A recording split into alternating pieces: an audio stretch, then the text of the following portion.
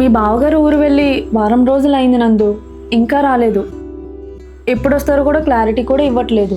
ఏంటక్క మిస్ అవుతున్నట్టున్నావు? అలా ఏం లేదు నందు, అర్థమవుతుందిలే. ఇంకా ఆపు నందు.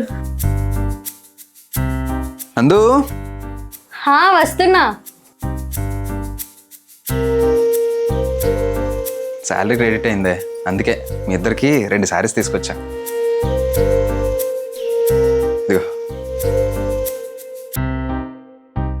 పింక్ కలర్ నీకు, గోల్డ్ కలర్ వదినికి నందు. వావ్, చాలా బాగుందండి.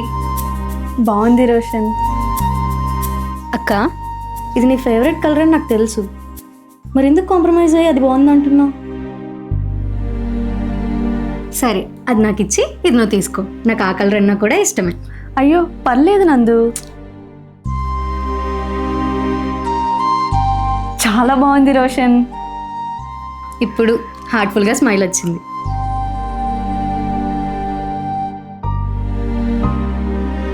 వదినా, బయటికి వెళ్తున్నా, మధ్యాహ్నం లంచ్కి నీకు ఇష్టమైన మటన్ బిర్యానీ తీసుకొస్తా, సరేనా?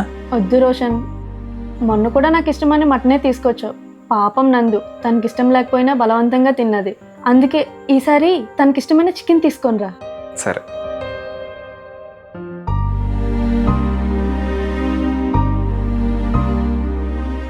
సరేరా. నందు, చెప్పండి. ఈ టైంలో వదినకి ఏదో టాబ్లెట్ ఇవ్వాలంట. తన ఫోన్ అవ్వట్లేదని అన్నీ నాకు గుర్తు చేయమని చెప్పాడు. తను కొంచెం చెప్పావా? తను ఆల్రెడీ ఇచ్చింది రోషన్.